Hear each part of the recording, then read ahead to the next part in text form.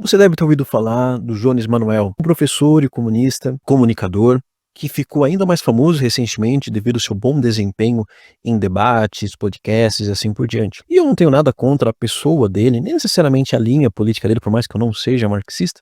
Porém, eu percebi que parte da narrativa política dele. Revolução Brasileira. Revolução Brasileira. Esse é o único caminho pro Brasil, na tua opinião? O único pra gente resolver os problemas fundamentais, né? A diferença de Lula e Bolsonaro é praticamente nenhuma. Que é bem particular de uma parte dos marxistas e de outras pessoas de esquerda, em partes perigosa, porque diferente do que as pessoas imaginam, ao invés dessa narrativa engajar as pessoas, na verdade as desmotiva, além de ele cometer alguns erros conceituais na minha visão. Então, se se interessa, fique por aqui. Eu sou Gustavo Lustosa e você está no Biologia Política, um canal de divulgação científica, mas também de análise política. Então se curta, se inscreva e compartilhe com os amigos. Agora você já fez tudo isso, então vem comigo. Olá, Homo sapiens. Vamos falar sobre política? Bem, provavelmente você já deve conhecer o Jones Manuel, né? Um dos maiores marxistas aqui das redes sociais.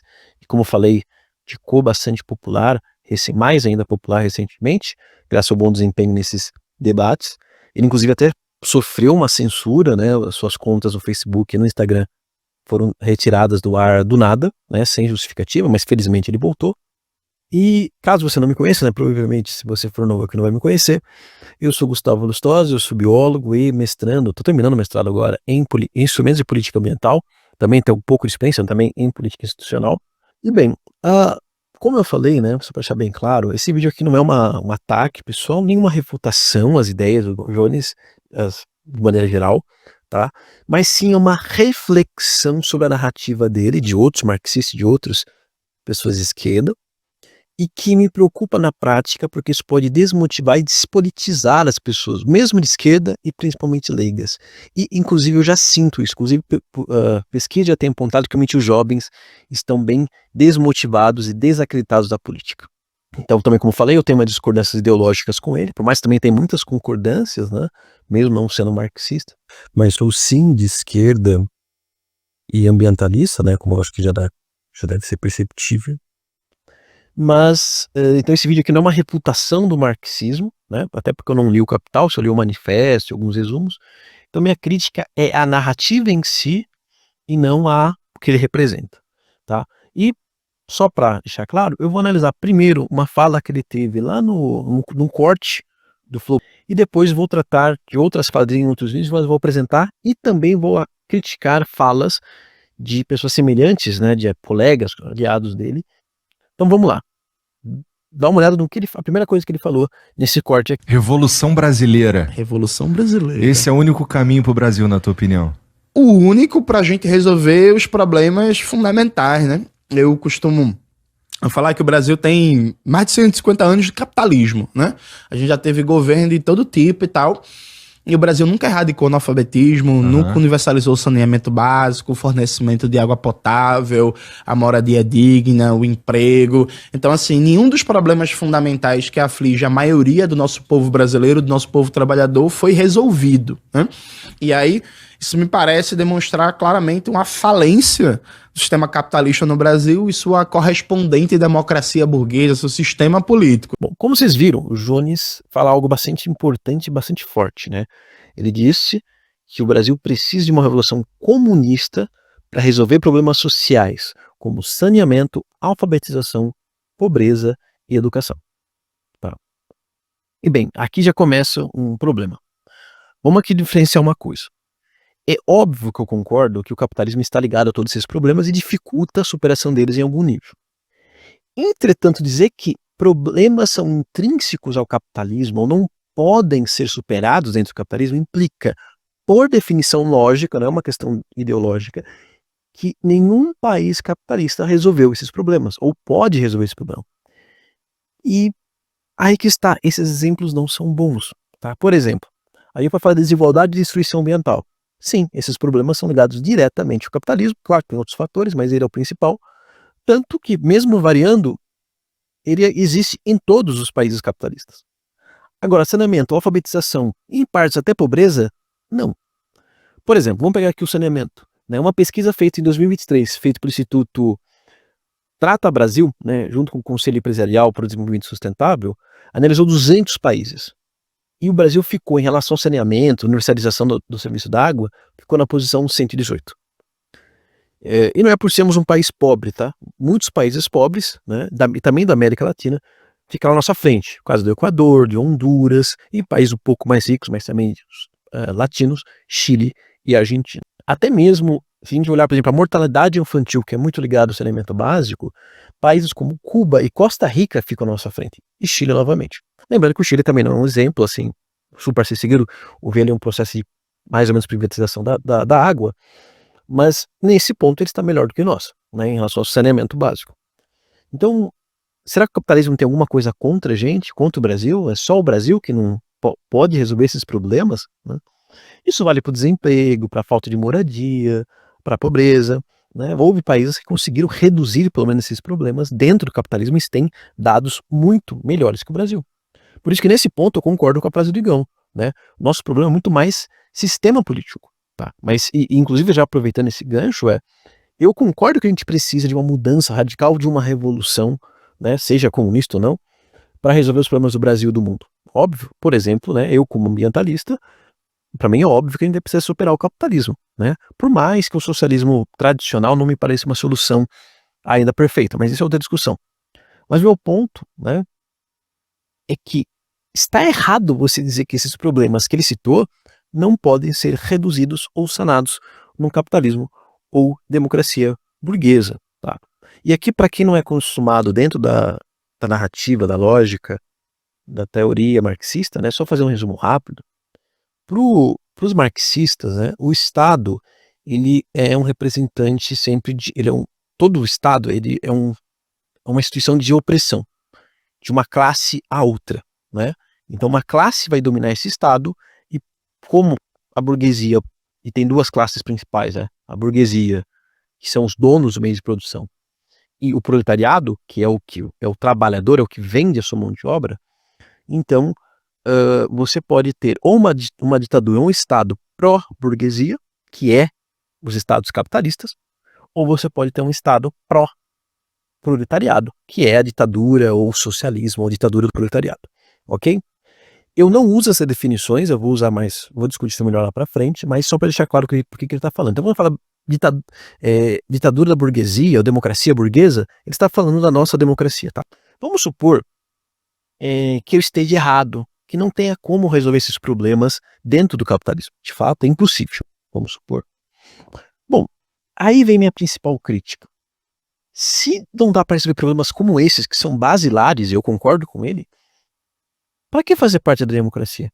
Para que concorrer a eleições, fazer parte de um partido como o próprio José Manuel fez, né?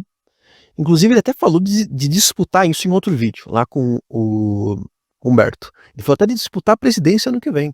Mas a questão é, para que ele vai fazer isso? E aqui que é importante destacar a diferença aqui. Eu sou um reformista.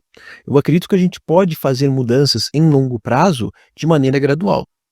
Ele não. Ele acabou de falar que não pensa assim. E lembrando que inclusive, muitos revolucionários, historicamente, defendiam fazer as duas coisas ao mesmo tempo. Reformas e também se preparar para a revolução. Inclusive, historicamente, né, os partidos comunistas fizeram isso, nos movimentos comunistas. Eles tinham um partido que seguiam as 4 regras, as 4 linhas, melhor dizendo, da Constituição dos países que estavam, mas também estavam ali criando seus grupos de guerrilha ou preparando alguma coisa assim, né? Então, historicamente, isso foi feito. Porém, para você participar de uma democracia burguesa com um discurso revolucionário, isso precisa fazer sentido, você precisa de uma narrativa que faça sentido. Porque, por exemplo, os marxistas históricos, eles acreditavam que você podia alcançar e lutar e conseguir ganhos para a população. Por exemplo, aposentadoria, melhores condições de trabalho, leis trabalhistas, direitos iguais para mulheres e assim por diante. Então só que o discurso do Jones não é esse. O discurso do Jones foi muito claro. A democracia burguesa não consegue resolver absolutamente nada, tá? Então, aí vem um grande ponto. Vamos pegar, por exemplo, o próprio Jones, né? O Jones já foi candidato a governador, vamos supor que ele seja de novo. E ele teve até uma boa votação para alguém que estava sem dinheiro, sem tempo de TV e tal, nem ele fala. Agora suponha que ele dispute e ganhe. Aconteceu até com o Zema, por exemplo, bem que é uma situação diferente, mas o Zema provavelmente não acreditou, nem pensava em ganhar e ganhou. Então, agora imagina, se o Jones ganha Se ele não acredita que pode nem reduzir problemas com educação e tratamento básico, o que ele faria como governador?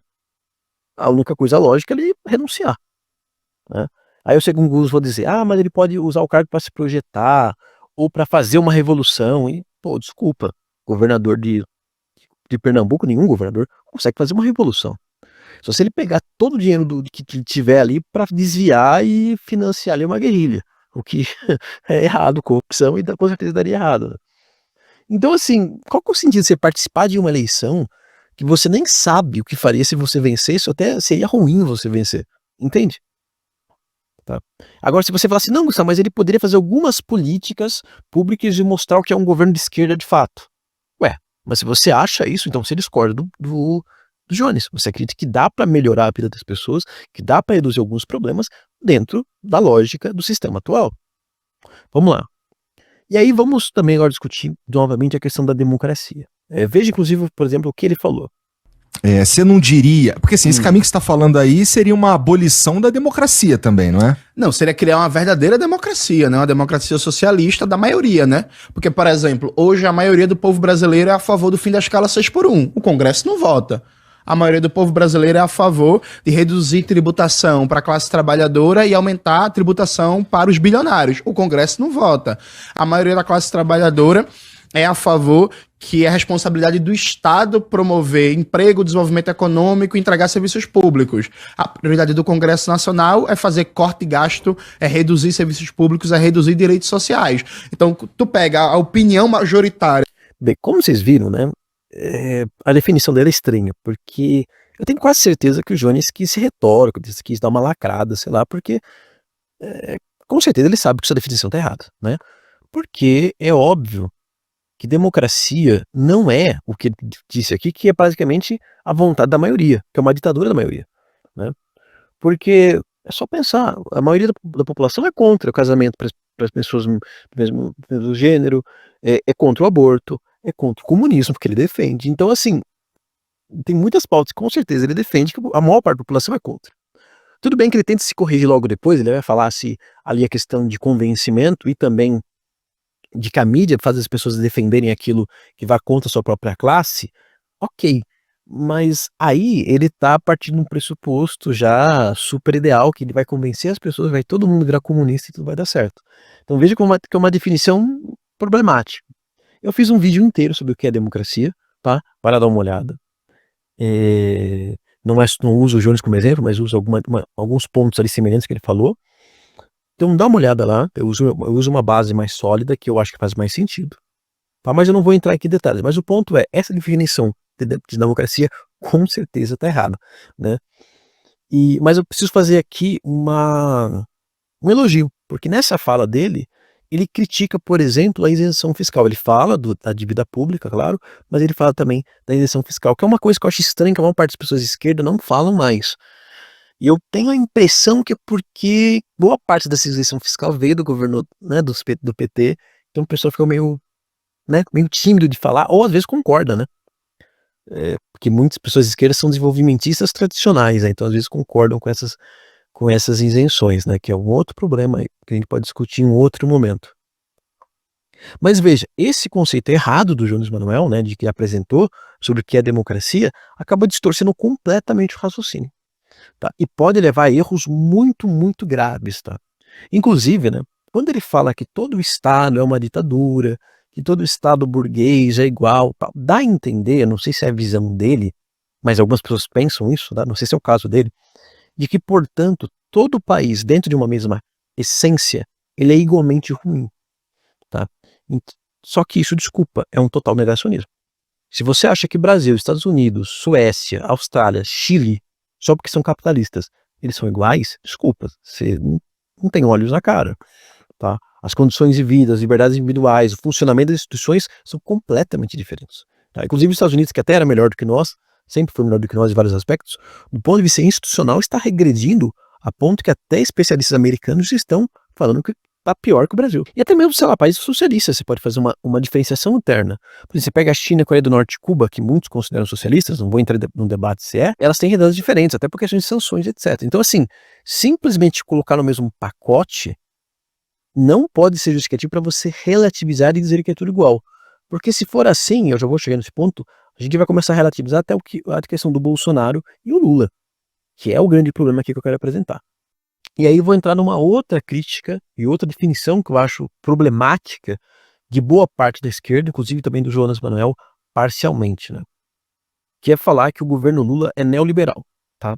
E bem, aqui ó, tem um outro vídeo que o Jonas Manuel faz, um vídeo longo, que ele fala exatamente sobre esse tema. E assim, basicamente, se você for ver o vídeo, você vai ver que é basicamente o que ele faz. Ele faz toda uma introdução bem longa do que é neoliberalismo, dando vários exemplos e também refutando algumas definições erradas. Depois ele vai dizer que o sistema político brasileiro se tornou neoliberal e que o Lula não rebateu isso, não tentou mudar isso, e portanto ele é neoliberal. Então o vídeo todo esse longo para terminar com essa conclusão. E bom, quais são os problemas dessa argumentação, né? A primeira metade do vídeo, em que ele só dá exemplos, né, não tem nada de errado.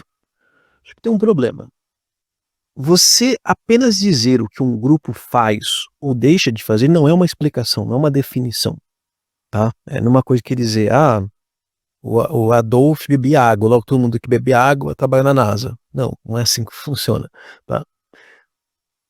E assim, ele até corretamente refuta algumas teses que muita gente apresenta, até de esquerda, de que o neoliberal ele é obcecado, ele segue a questão fiscal sempre, ou ele sempre vai reduzir o investimento público. Isso está errado, né? Ele mesmo diz que o Reagan, por exemplo, que é um dos maiores nomes do neoliberalismo historicamente, ele aumentou a dívida pública americana e aumentou o investimento público, só que só na área militar, tá?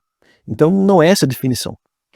Não existe um conceito na definição de neoliberalismo, na verdade.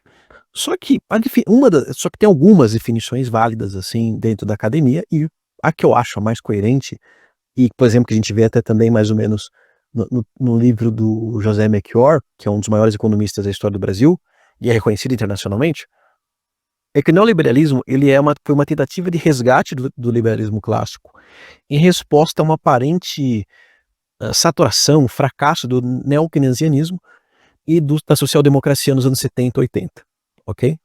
Então, os neoliberais, eles têm uma narrativa, uma ideologia de que o Estado é ruim e que você tem que reduzir o tamanho do Estado, a influência do Estado na sociedade, na economia e assim por diante. Aquele velho discurso que o Estado é corrupto, corruptor, e que tudo que ele toca é ruim, que você tem que deixar na mão do mercado privado, da iniciativa privada.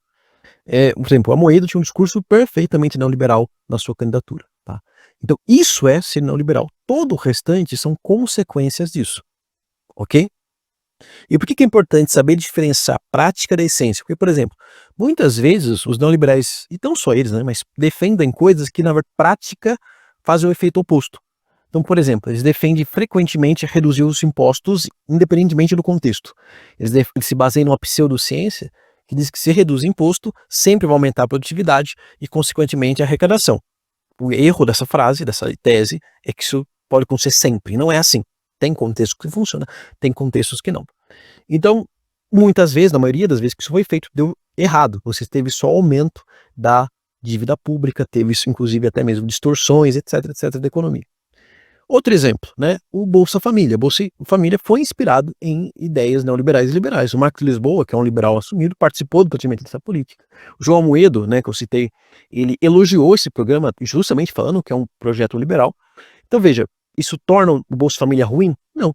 Então a gente precisa saber, inclusive também separar sobre como a política é neoliberal, para cima, para baixo, não vai dizer necessariamente que ela é ruim. Você tem que entender o impacto real dela na vida real. Tá?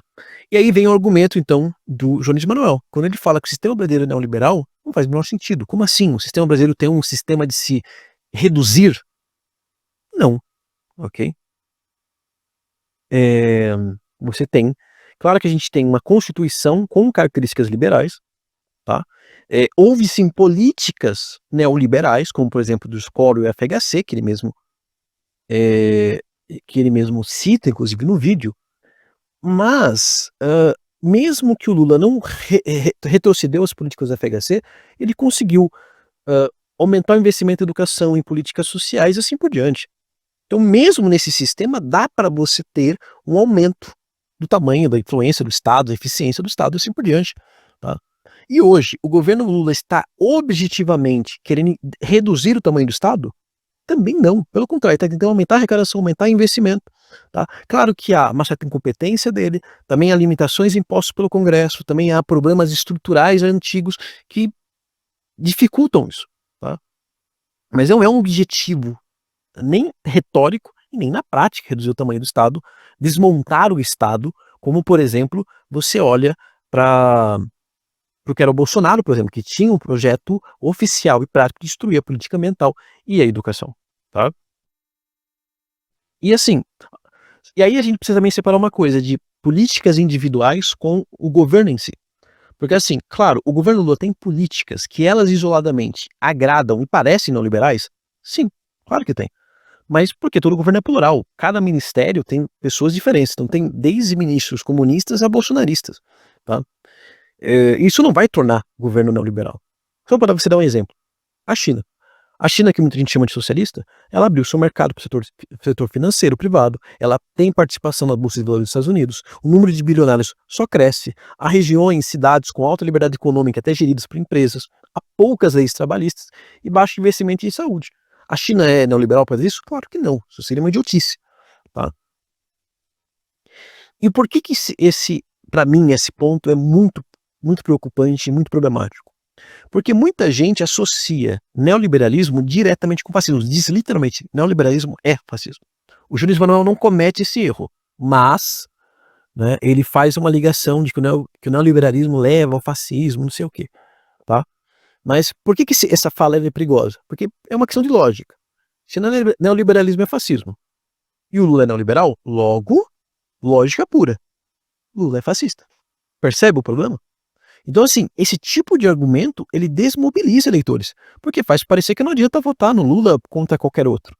Por exemplo, se ano que vem tiver o Lula, o Tarcísio, se essa narrativa vencer, o que vai acontecer? Muitos vão olhar e falar assim, o Lula e o Tarcísio são neoliberais. O Tarcísio foi até ministro, acho que da Dilma. Então não vou nem ser de casa, vou fazer um churrascão aqui e já era.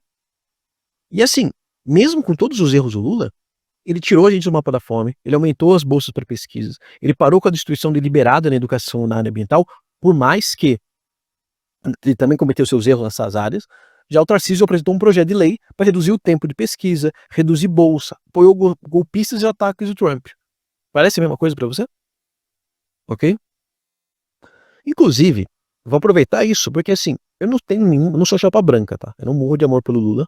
Quem me conhece sabe, como me acompanha, sabe que eu há anos critico o governo Lula e o PT. 90% das coisas que eu falo, eu não volto atrás. Mas, aqui a gente precisa ser realista. Foi no primeiro governo do Lula, principalmente, que nós tivemos os maiores avanços sociais e econômicos da nossa história. Não tem nem comparação. Tá? Não tem nem comparação. Você pega PIB per capita, TDAH, universalização da educação, aumento da participação dos mais pobres na universidade, etc, etc, etc. Houve uma revolução social. E eu falo assim com todo o respeito, mas eu acho que quem relativiza isso, porque quem já passou fome, alguém que já passou perto disso, que é tal insegurança alimentar, algo que eu já passei, sabe a diferença brutal que faz você ter ali um danoninho para poder comer, você poder comer um lanche no final de semana. A diferença é brutal. Você poder ter arroz e feijão todo dia na sua mesa. Mais de uma vez por dia.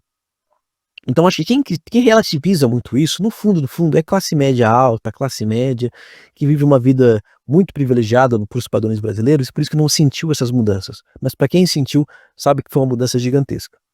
Então, e veja, o Lula fez tudo isso dentro desse sistema.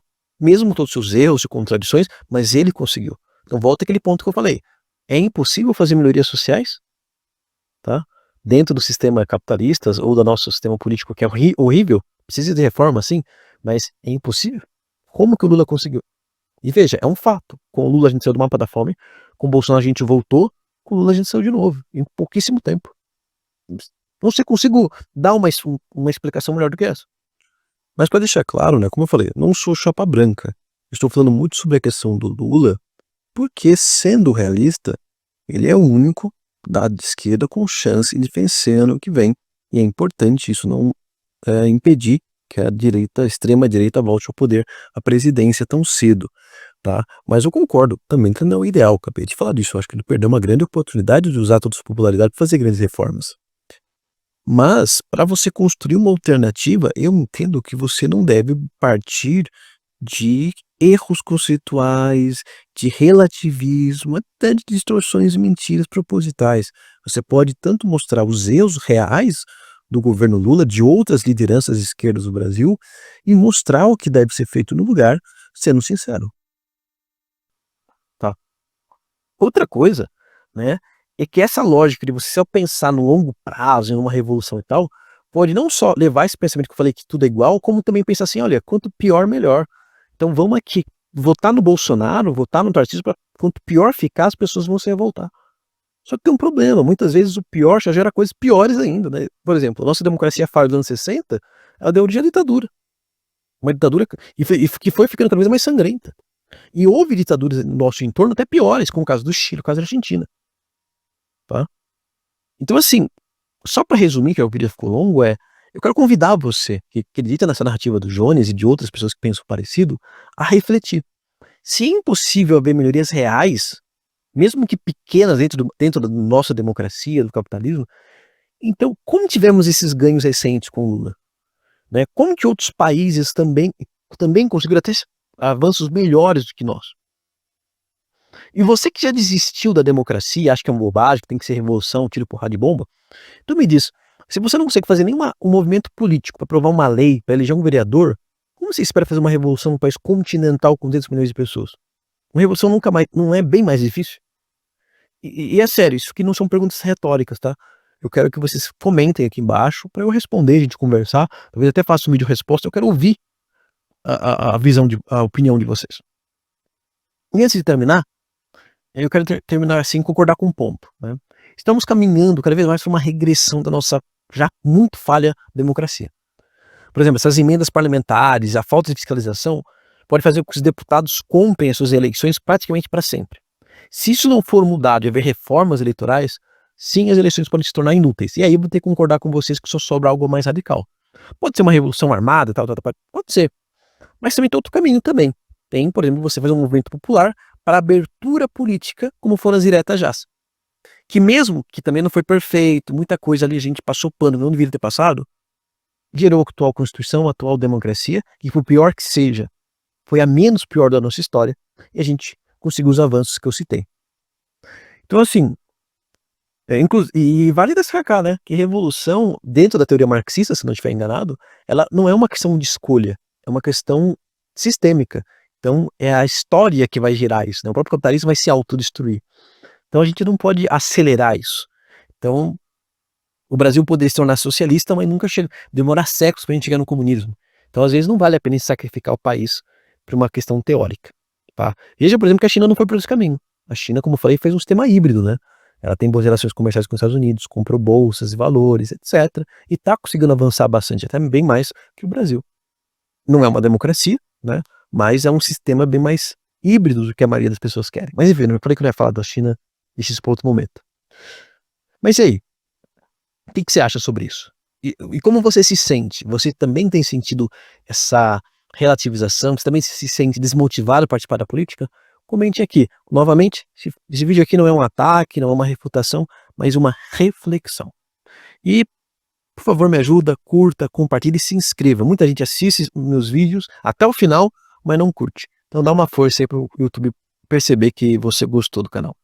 É isso. Valeu e forte abraço. E aproveite para seguir nas outras redes sociais e também veja outros canais, os outros vídeos que vão estar aqui sugeridos.